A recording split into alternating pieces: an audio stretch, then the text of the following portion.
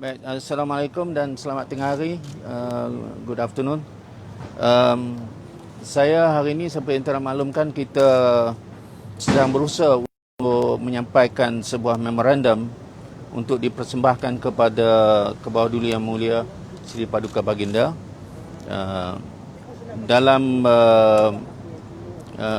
rangka memberi pandangan kepada Kebawah Duli Yang Maha Mulia terhadap isu yang terkini, isu politik, isu COVID dan yang berkaitan. Kita daripada 19 NGO telah bersetuju untuk menyampaikan memorandum ini supaya dipertimbangkan oleh Kebawah Duli Yang Maha Mulia, supaya diteliti sebagai suara rakyat untuk menangani isu yang sedang panas dibahaskan.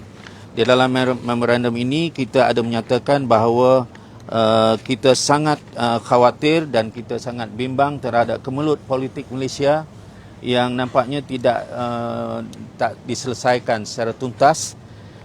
Kita juga memberi perhatian bahawa kemelut politik yang berlaku ini tidak boleh dibiarkan berlarutan sehingga mencetuskan keresahan dan dari kalangan rakyat. Kita mengambil pertimbangan serius bahawa rakyat sangat mengharapkan sebuah kerajaan yang kukuh, kerajaan yang stabil dan dapat membela nasib rakyat yang semakin rumit dan tidak menentu. Kita memahami bahawa proses demokrasi perlu dihormati dan dipelihara, serta mandat rakyat hendaklah menjadi asas ke arah menubuhkan sebuah kerajaan yang sah, berwibawa, diyakini rakyat. Kita memberi perhatian serius terhadap krisis kesihatan akibat wabak COVID-19 yang telah mencetuskan krisis ekonomi yang menjejaskan jutaan rakyat di negara ini.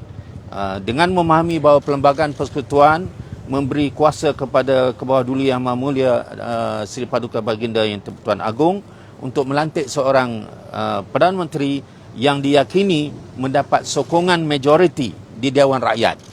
Itu kita akur dan kita minta supaya dihormati, dan dengan itu kami mengambil berat terhadap keadaan negara yang kini berhadapan dengan yang disebut krisis kesihatan dan ekonomi, yang dapat dilihat beberapa fakta yang kami kutip daripada laporan KWSP, iaitu COVID-19 yang semakin meningkat mendadak.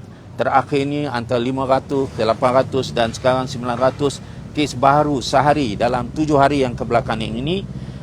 Kehilangan pekerjaan yang mencecah 2.4 juta, 260,000 diberi cuti tanpa gaji, 37% peningkatan memohon kerja penghantar makanan atau food grab, 35% peniaga hilang pendapatan, 71% peniaga mempunyai simpanan untuk 1 bulan sahaja, 57% wanita menghadapi stres membuat. Ini ada beberapa fakta menunjukkan keadaan sangat-sangat berat. Dengan yang demikian, kami berpendirian. Pertama, kami menolak pilihan raya mengejut snap election sebagai penyelesaian kepada kemelut politik yang sedang melanda negara. Ini berdasarkan insiden COVID-19 yang meningkat selepas pilihan raya negeri Sabah baru-baru ini, dan kos pengendalian PRU yang sangat besar, maka pilihan mengejut bukan pilihan yang baik untuk rakyat dan negara. Kami menegaskan juga bahawa mengutamakan kesejahteraan rakyat, kepentingan keselamatan serta keamanan negara harus merentas semua parti politik. Tidak harus ada penekanan kepada persaingan parti politik. Ini adalah isu kesejahteraan rakyat, ini adalah isu keselamatan, keamanan dan ekonomi negara. Kita menghargai usaha Kebawah Duli Yang Maha Mulia menghalusi kelayakan dan mempertimbangkan pelantikan seorang Perdana Menteri yang mampu memimpin negara untuk keluar dari kemelut politik sedia ada, sekaligus menangani krisis kesihatan dan ekonomi yang dihadapi rakyat. Kita menegaskan mandat rakyat hendaklah menjadi asas dalam menimbangkan keabsahan sesebuah kerajaan. Kita juga menyatakan menubuhkan kerajaan yang stabil, kukuh, berwibawa dan mampu melaksanakan amanah rakyat hendaklah menjadi keutamaan. Dan yang akhir, Perdana Menteri yang berintegriti mendapat sokongan kuat oleh ahli-ahli parlimen dan rakyat perlu segera dilantik untuk mengemudi hala tuju negara dengan meyakinkan.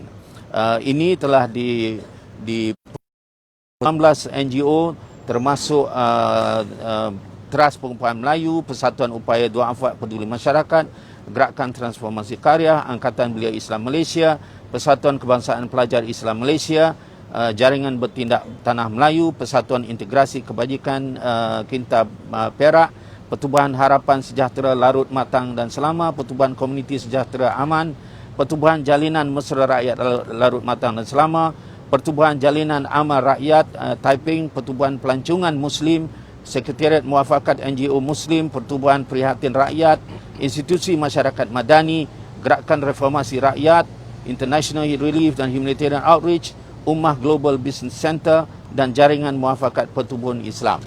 Inilah endorsement dan kami menunggu sekarang ini laluan untuk kami menyerahkan perkara ini. Oleh kerana masa berjalan, maka kami adakan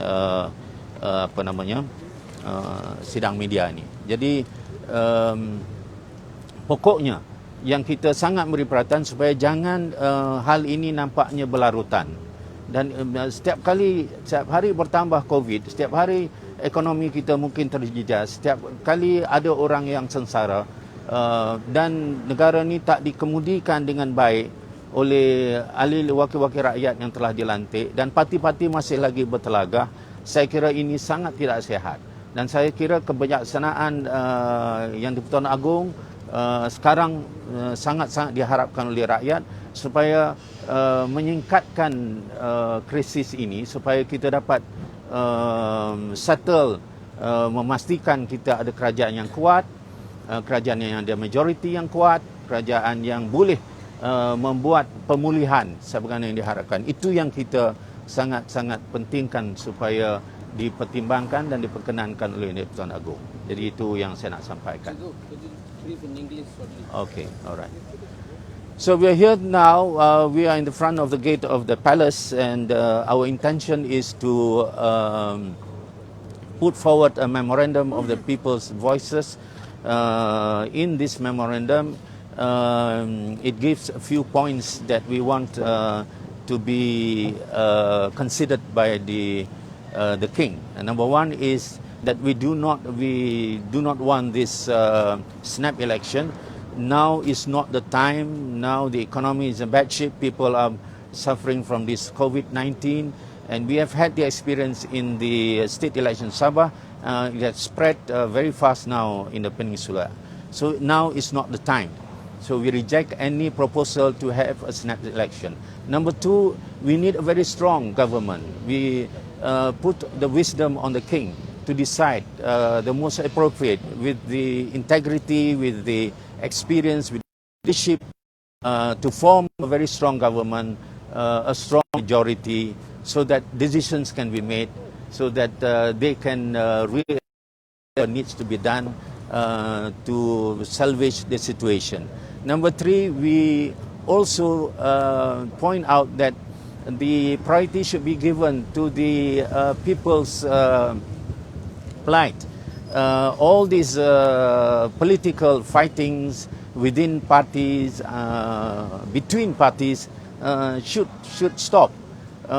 Everybody should give their focus on the plight of the people and the situation of the economy of the country. And the last point that we want to give is that the wisdom of the king will need to be given the priority, because he will decide who would be the appropriate person, the kind of government that he wants, so that we will able to to face this challenge.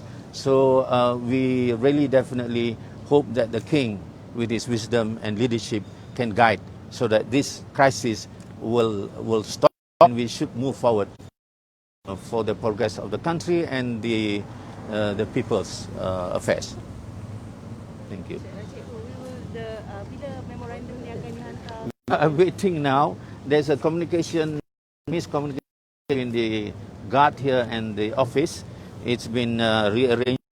So I think in a few minutes more I will get the call so that we can either hand it over here to a assigned officer.